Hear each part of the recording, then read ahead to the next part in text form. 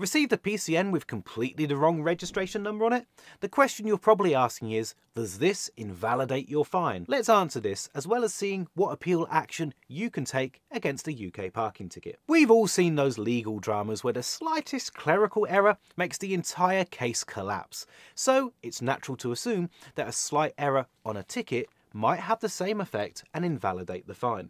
Unfortunately, a minor mistake in the recorded registration on your ticket isn't enough of an excuse to get you out of paying. This type of minor clerical error does not invalidate the ticket and you'll still have to pay the fine. On the flip side though, this can work in your favour in the reverse instance. If you paid to park with a ticket machine that requires your registration to be input, but you made the clerical error and wrongly input your reg, then this shouldn't be enough of an excuse for a parking company to issue you with a fine. However, if you received a ticket either on your windscreen or a little while later through the post, and the registration on that was totally different to the one of your car, then there may be a chance that you've received the ticket in error. If this is the case, then before proceeding to either pay or appeal, first get in touch with the issuing council and ask them to confirm that the ticket was indeed meant for you. Whatever you do, don't just ignore a PCN.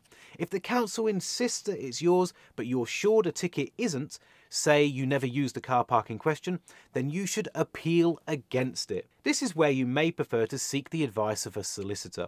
This could cost far less than you might imagine, with services like Just Answer offering trials for just £5. I'll leave a link to that in the description below. If you do ignore a council penalty charge notice, then after 28 days, the council will send out a formal notice called a charge certificate.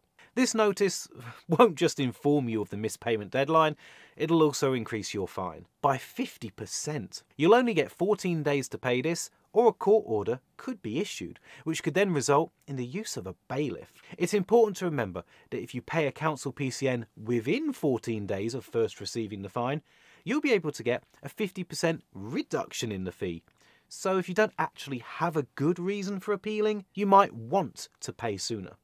So how do you actually appeal against a council PCN? Well, someone from the local authority will have either given you the PCN in person by leaving it on your car, or you'll have received a letter about it in the post. How you receive the PCN will determine how you should respond.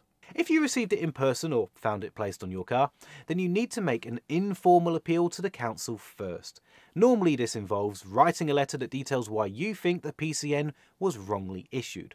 If that informal appeal is rejected, then you can escalate to a formal appeal, also known as a representation. You may want to gather even more evidence for the formal appeal. If you received your PCN as a letter through the door, then you won't be able to write an informal appeal and you have to skip straight to the formal appeal process. To actually make your appeal, you'll need the PCN number from your ticket.